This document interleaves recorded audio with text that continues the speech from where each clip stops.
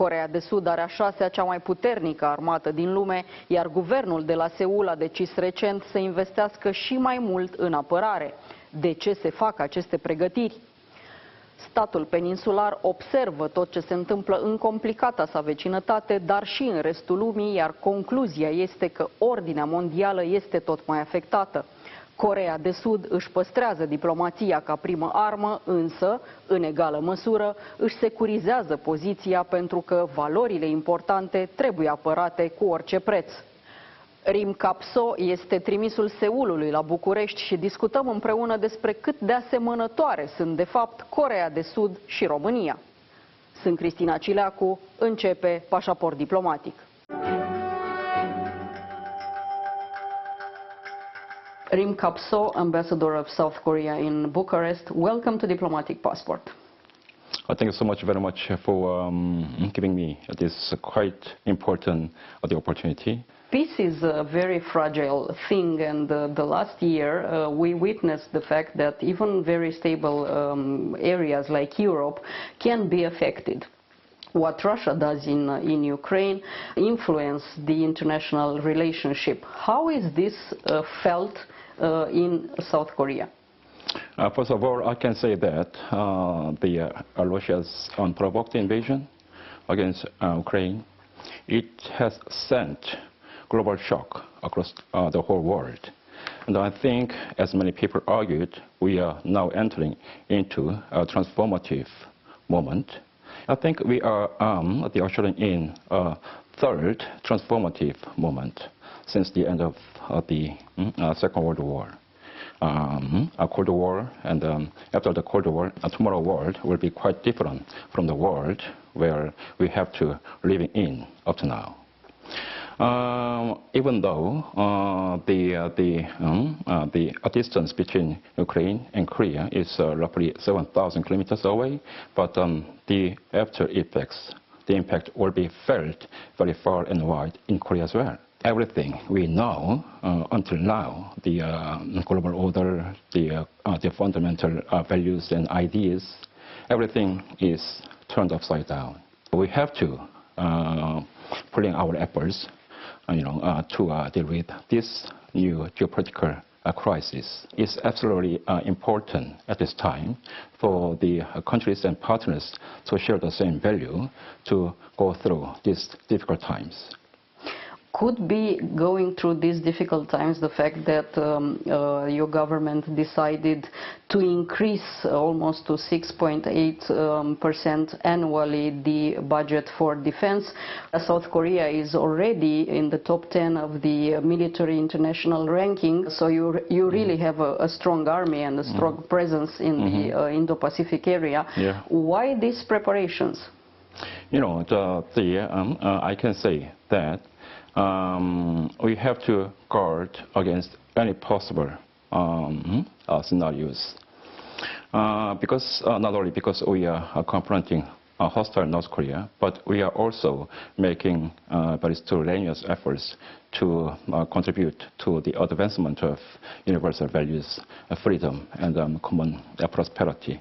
Not only maintaining the current defense posture, but also we are making very strongly our diplomatic the efforts to move beyond and to promote global security, stability, and common prosperity. South Korea has a special strategy when it comes to North Korea. You already mentioned that this country is a threat for your country, but also South Korea is stepping up its military collaboration with Japan and United States especially. What are the worst case scenarios for your region? It seems that North Korea is stuck in the mire in the difficult choice between feeding its own people or to keep going ahead of their WMD nuclear and ballistic missile programs. And up to now, it seems that they chose weapons over other people, right? Just the last year and this year only, they fired more than 80 ballistic missiles, and we are afraid of they keep going with another 7th nuclear test. So we have to prepare for any circumstances. Our policy toward how to deal with North Korea can be summarized as three Ds: deterrence, dissuasion, and diplomacy. 3 Ds. First, deterrence. We have been maintaining very strong and robust defense posture in close lockstep with our ally USA, and we are prepared to do anything to keep North Korea from doing anything further provocative actions. And second, dissuasion. The international community, including my country, should be sending very clear and unified voice to North Korea that they can't get anything from their provocative actions. They should return to the negotiating table. And we have to also very faithfully implement the UN Security Council resolutions imposing severe sanctions against North Korea. And the third, diplomacy. Still, we are very much committed to resolve the North Korean issue through a peaceful and a diplomatic way. Our efforts to do diplomacy is anchored in audacious initiative. The aim for the initiative is to make the right strategic environment for North Korea to have no choice but to stop their provocation and to returning to a negotiation table. You said that the politics of South Korea means to turn your country into a pivotal state. Mm-hmm. Your country is a very good partner of NATO in the Indo-Pacific region, mm-hmm. but also South Korea has a relationship with China. Does the fact that you work really well with NATO affects your relationship with China? We are one of the 4 global partners in the Indo-Pacific area, together with Japan, Australia, and New Zealand. We have been consolidated very strong partnership with NATO. When it comes to China, many people, talking about the great power rivalry. Some people even talking about to see this a trap. China is our neighboring country, and we have been living side by side with China for the last 4,000 years. I think there are more ample opportunity for further cooperation with China. Because we are facing a lot of new emerging global threats like the climate change, that global challenge should be met with global action. Not a single country can deal with the global challenges. So in that sense, we need to constructively engage with China. We need to keep talking to China to uphold universal values, to keep the rule-based international relations, mm-hmm. right, rather than directly confronting them. China is our #1 trading partner. China can play a very important role in deterring North Korea from doing anything wrong, provocative actions, and in urging North Korea to coming back to the negotiating table. So for these very reasons, we also have to engage China in a more constructive way on the basis of the mutual respect and mutual benefits. But is China really managed to still control North Korea, considering what they do lately? I regret not to see any actions from UN Security Council since last year, even though North Korea defied the UN Security Council resolutions by firing burst missiles many times, but there was no action from the UN Security Council because of the internal division among P5 countries. But still, because China is the member of the P5 in the Security Council, there are much role to play by China. That is, for that reason, it's very important to keep continuing, to keep talking to China, to urge China to play more constructive role in that area. We already talked about the relationship among South Korea and NATO, and we have to add to that your country is also delivering military equipment to some NATO countries. We have to recall the visit of our Prime Minister and the Speaker of the Parliament last year in December in South Korea. Yeah. What are the results of this visit so far? Are we talking about defense contracts in this case as well? Last December, the Prime Minister and then the President of the Chamber of Deputies, they had many meetings with our global businessmen. They paid a visit, to Busan, the second largest city in Korea. Also, they had very fruitful discussions with Korean speaker and the Korean prime ministers. And one of that is to enhance our substantive cooperation in terms of economic and investments. And that includes also the increasing cooperation in the area of defense. When it comes to defense area, I can say to you three things. How similar we are between our two countries. First, we share the same values, fundamental values, democracy, freedom, human rights, and the norm of international norm. Second, we do share the same alliance and same strategic partners. We are also the strategic partners of the European Union. And we have a very strong global partner, of NATO, and we are also ally of the USA. Third, we are facing very similar security concerns. Korea and Romania are sitting on the very similar geopolitical fault lines. Romania is located in the eastern flank of the NATO and European Union, free world. Korea is also located in the northern tip of the democracies. All these important three similarities, there's a need for us to extend our cooperation further into the security and defense area. That's why our both two countries are now working on how to materialize, how to get concrete results in the defense and security area. Our countries are also strategic partners for the last 15 years. South Korea was the first strategic partner of Romania in the Asia area. How is this translated in our everyday life? There are three categories in bilateral diplomatic relations.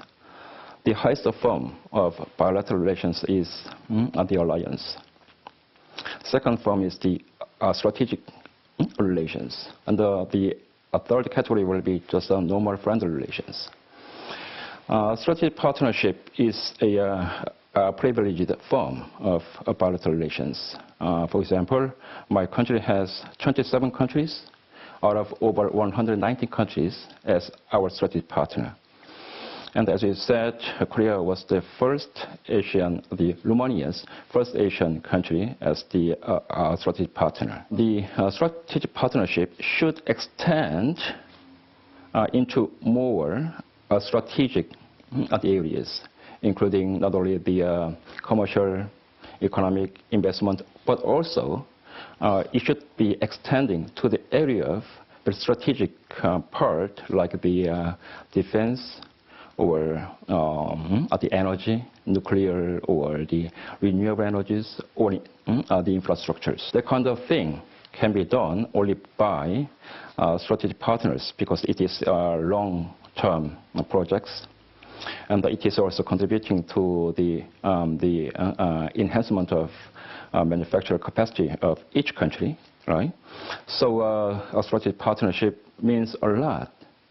But I can say that up to now, our bilateral and commercial and investment area are lagging far, far behind such a strategic partnership. And that is the area I'm now focusing my work on, bringing our bilateral economic investment area up to the level of strategic partnership. Is agriculture one of these topics? South Korea is already doing smart farming. I'm talking, of course, about a country that has technology at a very high level. Is not the case here.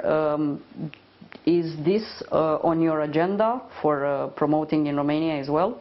One of the possible area for furthering our bilateral relations is the agriculture area. Romania has vast land, very high quality of soil, right? And the food security issue is definitely one of most important issues now confronting us. When it comes to agriculture, you know, we need to secure the food production. But nowadays, less and less human labor. The agricultural thing can be subject to, you know, many invisible impacts like the climate change and the weather conditions, you know. So under this situation, we need to invest more creatively to make sure that the food is enough there. And one of the way my country is now working on is that, you know, to combine ICT and biotechnology with the agriculture. And at the heart of our efforts is the so-called smart agriculture. Smart agriculture means less human labor, more secure environment for producing the agricultural products, and go more a greener way also. For example, my country is now planning to smartize 30% of our total agricultural products by 2027. And we are ready to share these skills and know-hows with our strategic partner, Romania.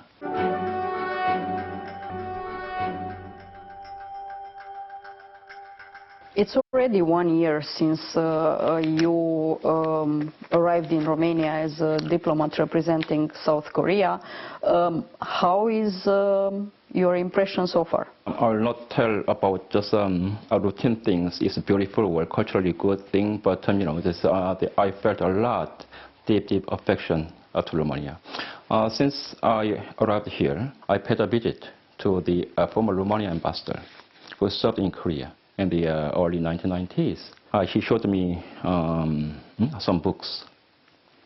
The book is written by a Romanian author, and the book is telling an amazing story what happened in our bilateral relations 100 years ago.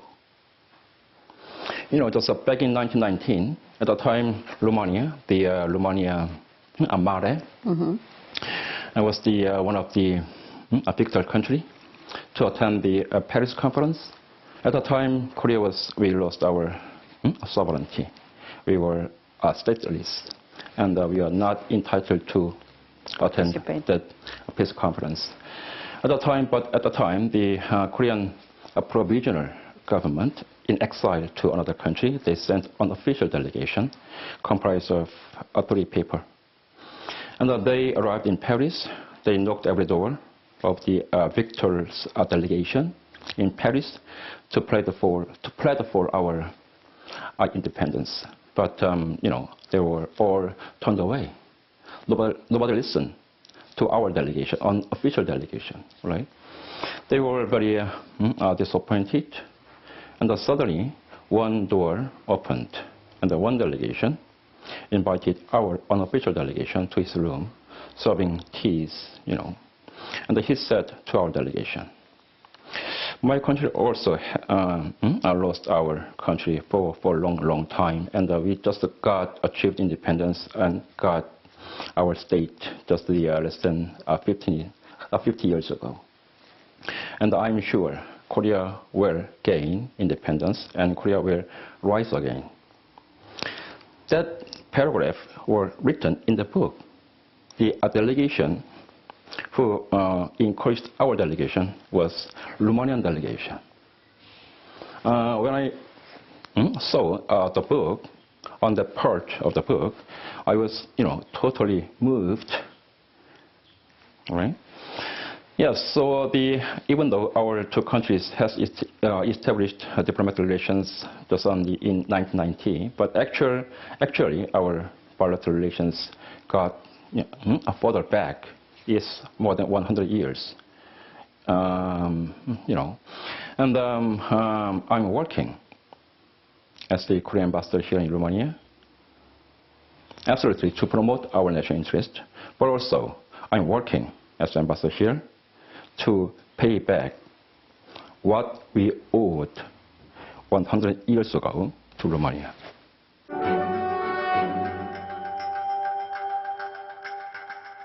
Atât pentru astăzi, dar rămânem în continuare online pe pagina de Facebook a emisiunii și pe contul nostru de Twitter. Revenim cu subiecte noi din lumea diplomației și a politicii externe, vinerea viitoare de la 11:30 și reluare sâmbătă după miezul nopții. La revedere!